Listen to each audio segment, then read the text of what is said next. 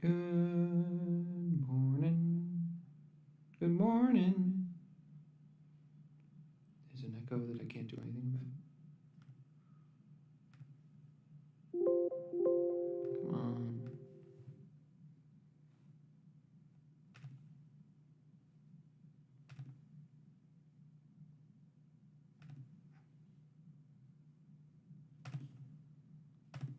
Timer.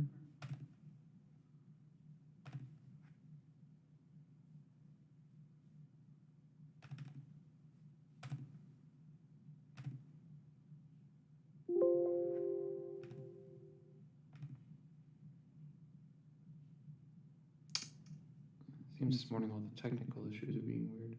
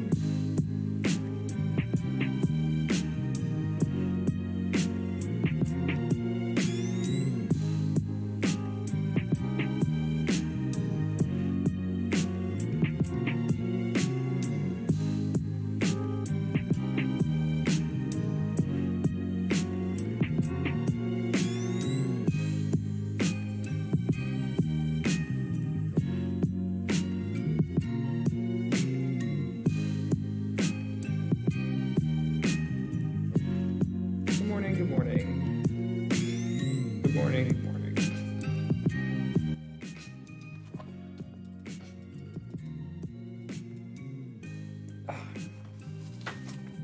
Stumbled into the stream this morning.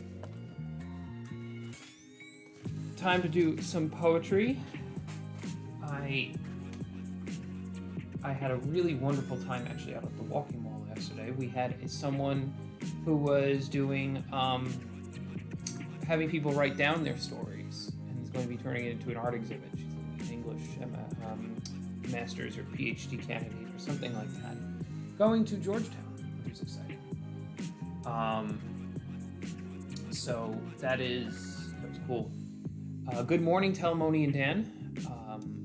Thank you so much for your presence here this morning, this Sunday morning, as we kind of stumble onto the stream. It'll be a shorter stream. We will be wrapped up by 7:45, but it will be a great experience nevertheless. And part of that is because I am reflecting on something interesting that happened last night that actually kind of precipitated the late stream. So I am let me lower this down just a little bit. I'm getting some echo. I am a huge fan of people.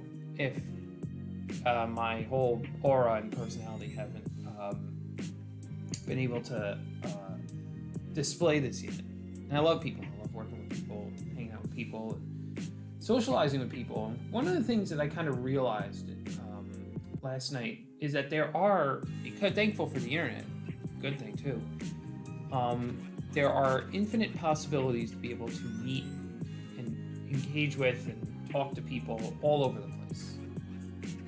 Again, all very good things, but the one finite resource we have is time. And so one of the challenges that I encountered was this. Last night I was getting ready to try to set everything up for this morning. I wanted to make sure we were streaming. I wanted to make sure I was packed for tomorrow. And I got to talking to some people, and it was a good conversation. It was a great conversation. But after the fact, and it was an accidental stumbling into that conversation, I realized, I was like, oh goodness gracious, I honestly didn't have time for this. Now, if you accidentally barge into a Discord room that where people are already having a conversation, and then you just, they call you out and then you don't do anything, that would be rude. Don't want to be rude, but it's a larger question of when to choose to interact. How do we choose the time we have? Becoming aware and dwelling in that, because I'm so impulsive as a person that I just, there's people here, I want to chat with them, and I get so excited about it. But it's a little more nuanced than that. If I'm going to be able to have time to do what I'm going to do, and able to have time to sustain a full-time working job, which is something that's new on my plate coming up in April, as well as the poetry studio, as well as the busking, as well as everything. I want to make sure that I am in complete ability to be able to choose what the time is that I need to spend doing what I need to spend it. So I was reflecting on this, because this was kind of a realization to me, because before this I just always tried to be committed to whatever little group that I happened to be part of at the time, and I always was, we have this group, but there are people that don't show up here and here, why don't they? Well, there's a reason why. So I'll be thinking about that in the poem today. Now I'm still working off of this messed up Brother 440T.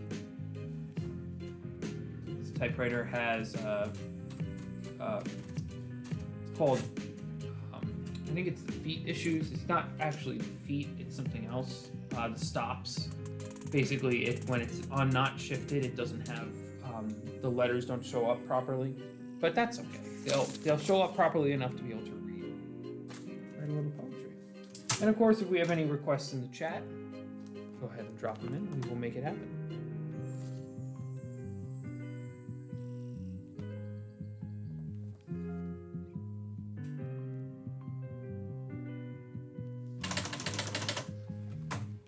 Hence why the stream title says to choose, because that was what I figured would be the title of the poem today.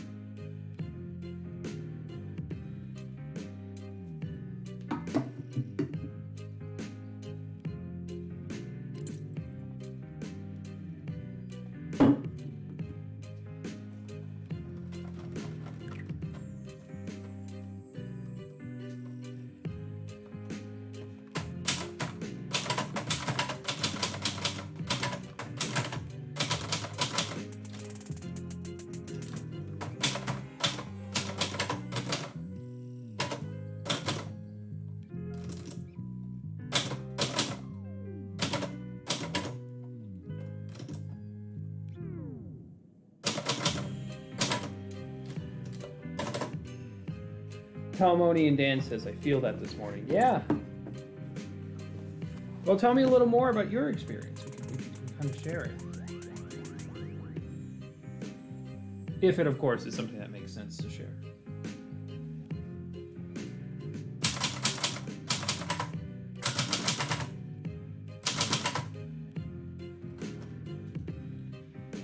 How we dedicate what few minutes we have in this passing world.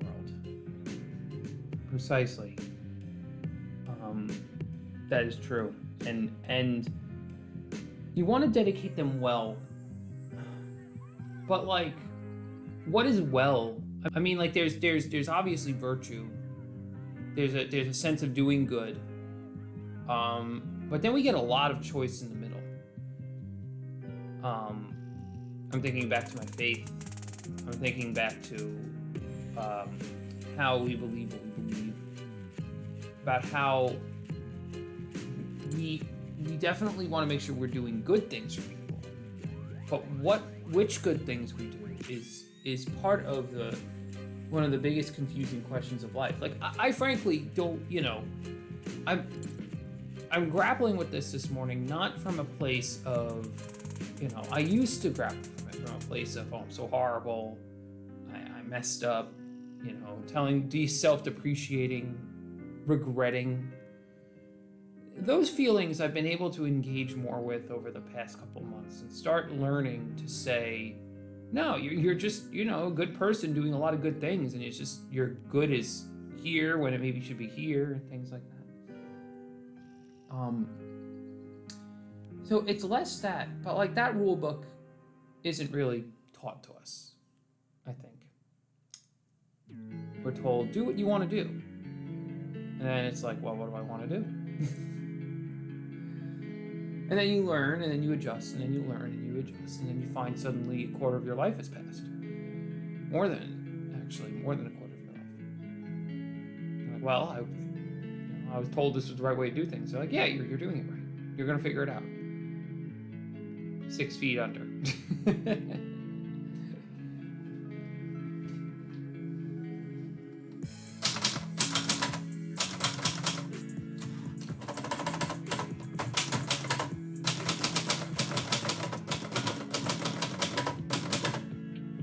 Well, I can tell you that the letters on here are starting to get intolerable. I promise, when I got this typewriter originally, they were not. Something happened here. It really faded.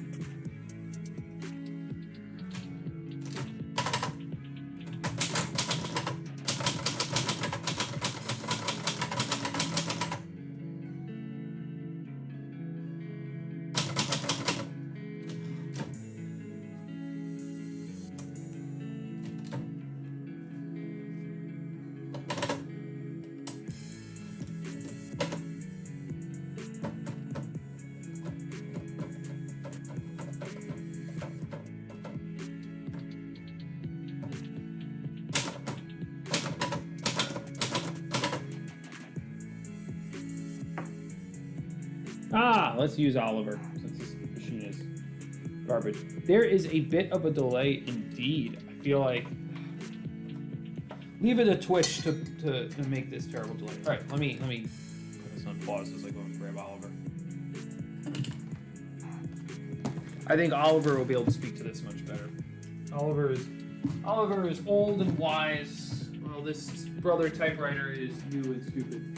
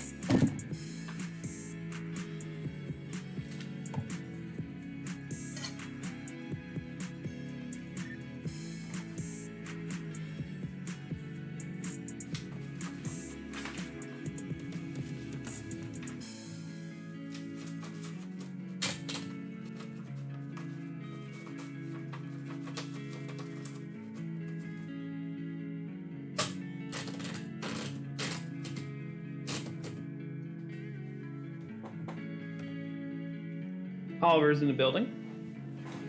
Adjust this camera just a little bit. There we go.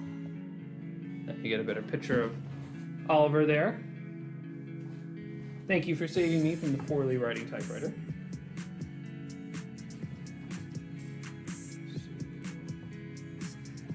There we go, that's perfect. Alrighty, let's switch Oh, nothing happened. That's not what it looks like. I might have to reset this camera.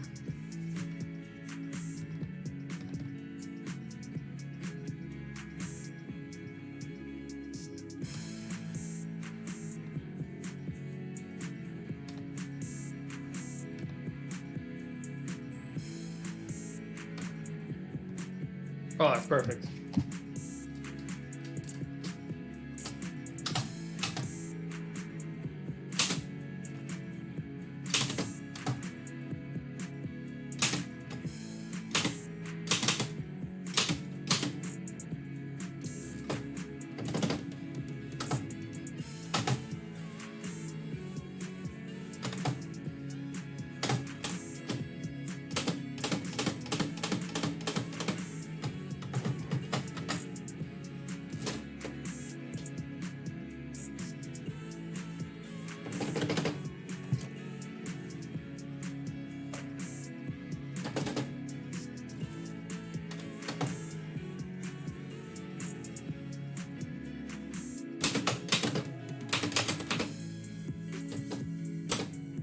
Whoa, what am I doing here? That's not supposed to happen.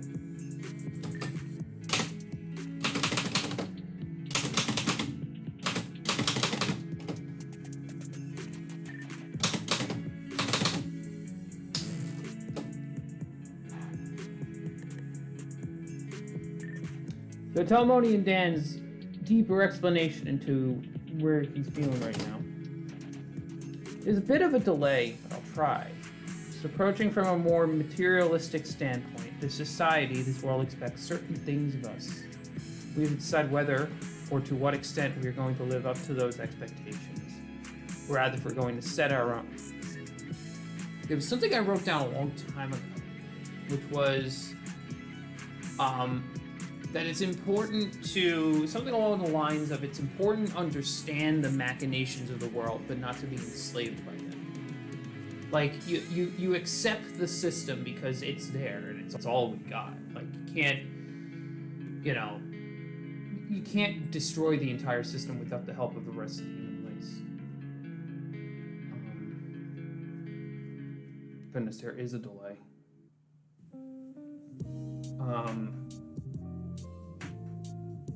I'm trying to think about what I said that triggered your comment. Goodness.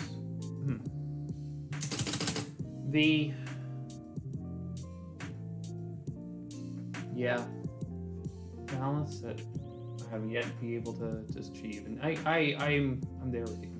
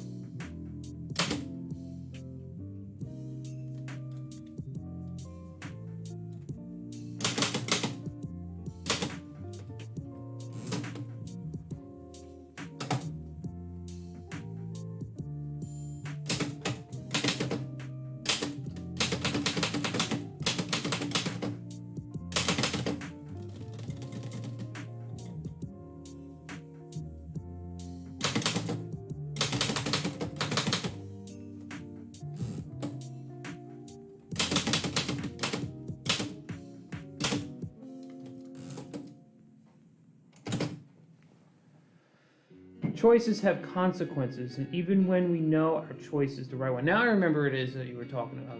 It was about the choice, good choices, all between good choices, I think. And even when our choice is the right one, the consequences imposed on us can often make it seem like we made the wrong choice. Yes. Yes. our pitiful, broken self-reflection is just, we are obviously going way past 7:45. Just gotta check something here. Close this out. Close that out. Cancel this. I will not be getting off at that point. Yes, that, even when our choice is right, when the consequences imposed on us can often make it seem like it was the wrong choice.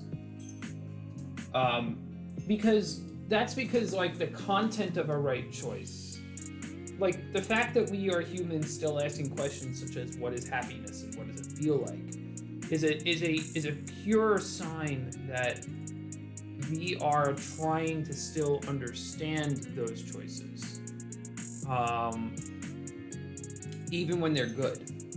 And part of me fears that we, and I don't want to air more anxiety into the situation, but I will say this, is part of me fears that we go through life choosing and choosing and choosing, chasing something that to a certain extent doesn't exist on Earth, like a certain happiness. But then there are moments where I do feel happiness and I go, okay, this is right. But they're more like signposts, they're not the real thing. Like, give me the cake, not the signposts to the cake. But I just feel like my life has always been signposts to cakes, and then occasionally I get like a cookie. If that metaphor stands, not putting it into the poem.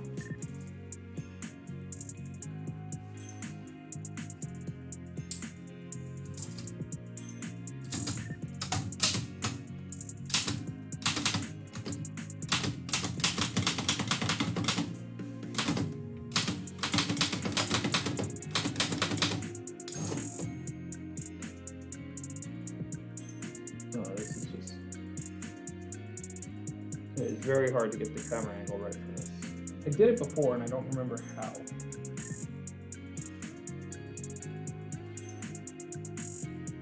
Let's try that. Like that.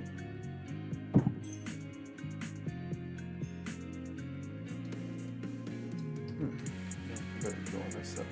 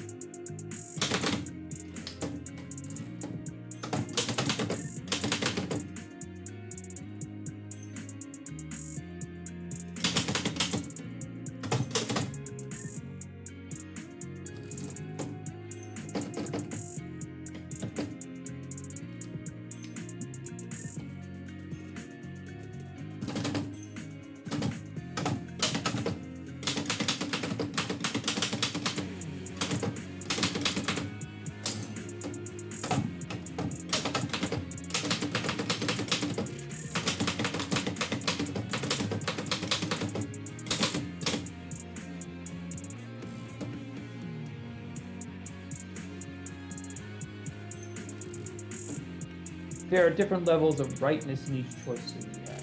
Most things we choose have some level of rightness or goodness to them. Even our wrong choices are often chosen out of a desire for good. Oh, you're making it worse! It's like Gandalf said, understand, Frodo. I would use this ring for a desire to do good, but through me it would wield a power too great and terrible to end.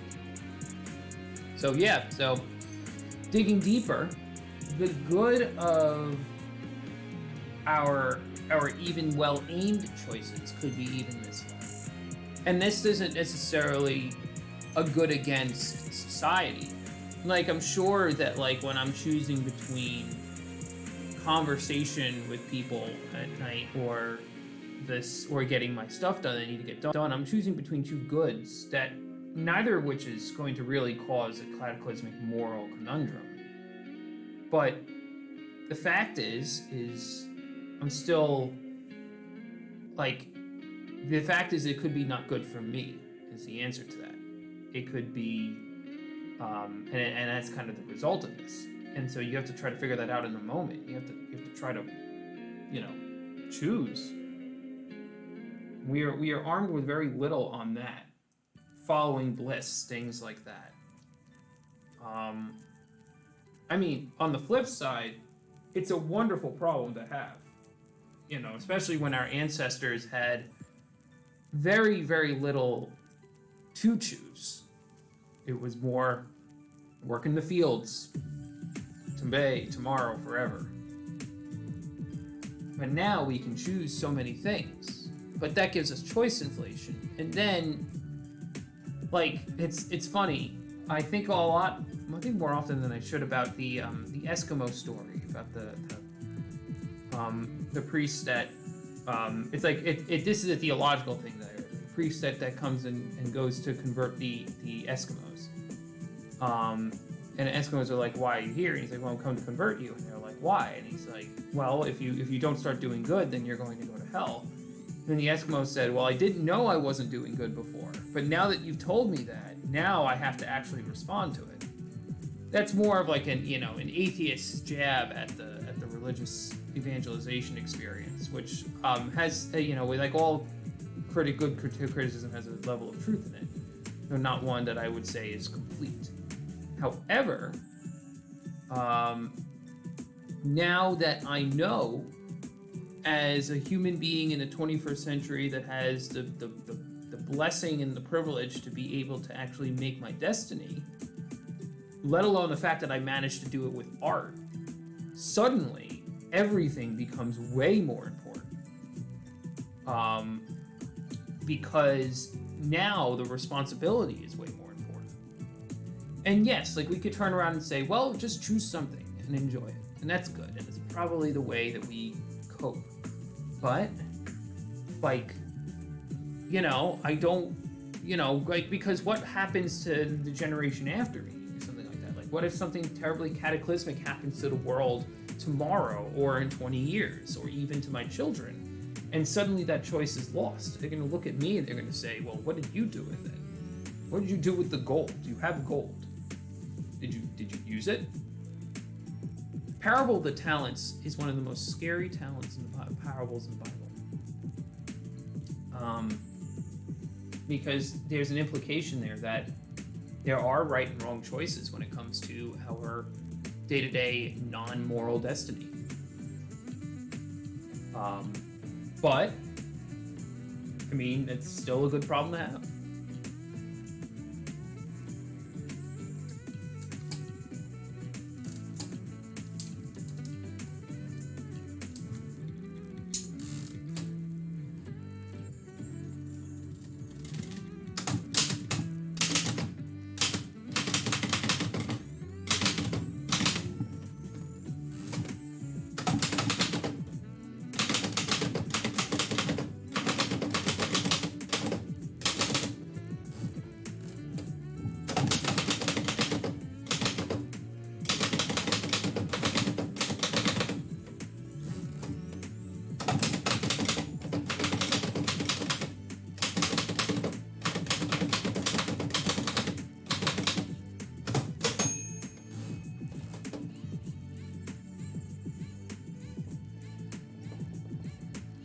Ooh, what was the story?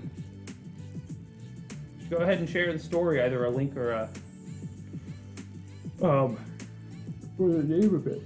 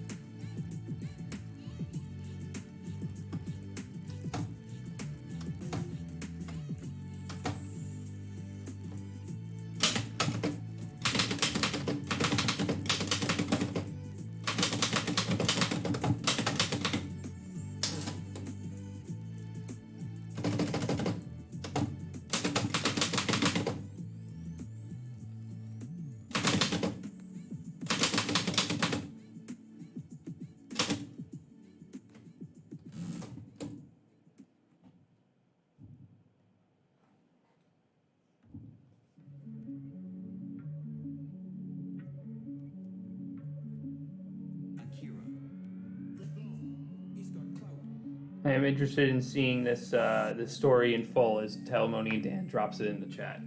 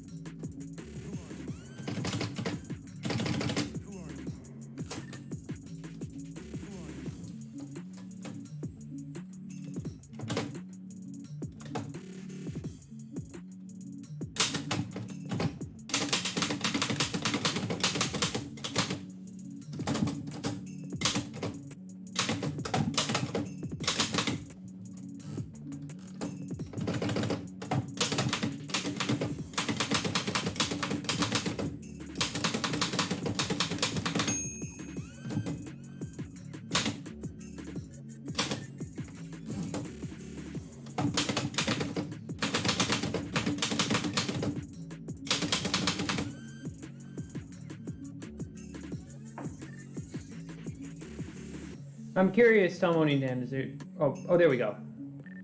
I was about to say, is there more to the story?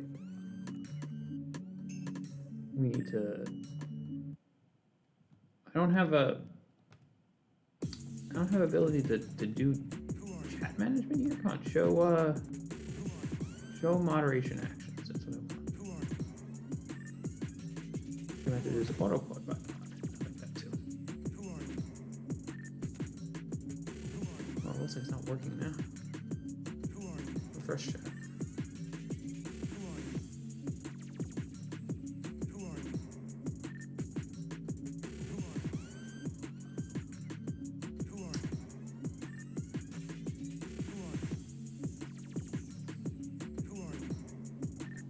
So Telemony and Dan's story goes that right before World War II, a German soldier went on leave for his unit for a couple of weeks, and his commanding officer gave him a couple of $100 to bring back some things from the city. Well, the soldier went and squandered his money. When he returned, he told the officer that the shop's been closed and they put the money in a bank for safekeeping. As the weeks passed, he became more and more paranoid, afraid the commander would find out, to the point he eventually deserted and fled to France. That's insane. Like, just living with that secret. The French caught him and offered him a choice. Either join the French Foreign Legion or they'd send him back to Germany to face consequences. So he signed up for the Foreign Legion, was shipped off to North Africa.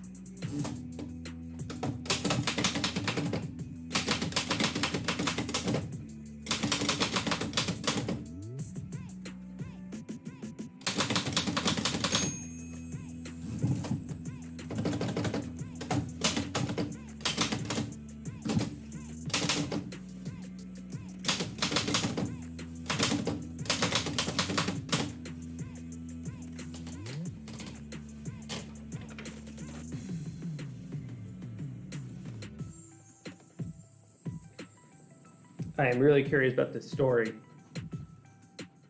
I am captivated by it.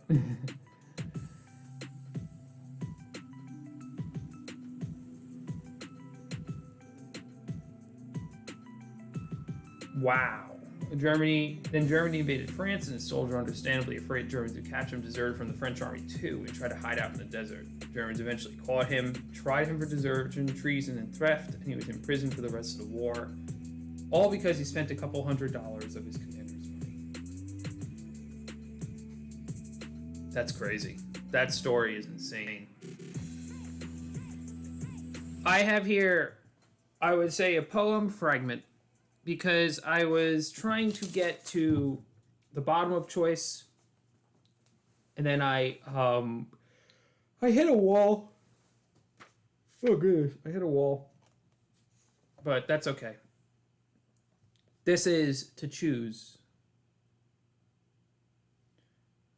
To capture lightning in the bottle episode of the day-to-day haze, my name called from across the room. The advertisers and no more the wisers, each claiming my eyes and ears, and not a moment paid to the fears of incomplete tasks, the daily class of a responsibility on our soul. I must choose, lest my letters continue to test me. All around me is the gold upon the rocks. All around me shines the light from this escaped cave of wonders.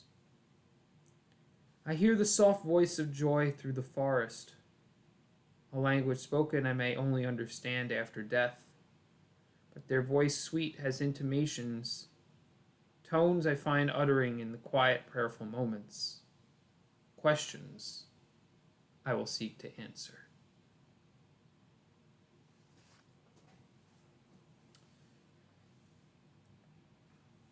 Talmoni and Dan echoes that it is a completely true story as well. And indeed, I trust it because the capacity for someone to self-destruct in the face of holding a secret is complete. It's just complete. But that poem was to choose. The first episode sets up the problem that I think that only we... I think the three lessons coming out of three stanzas here. It's a three stanza poem. You can kind of see it like that. There are three lessons coming out of this three stanza poem. The first being that, can we get the camera to focus? There we go. The first being that a lot, we are the only ones that could possibly tell the things that we need, because often most people are none the wiser, or they're advertisers. And it's kind of like capturing lightning. In the second stanza, it's that we have to make a choice. Like, it's our obligation, or to continue choosing. But that all around us is that value, which is both a good and a bad thing. And the third stanza is about the helplessness of it all. Not really your feel-good poem, but something with a lot of truth in it right now, for me at least. In part, I deeply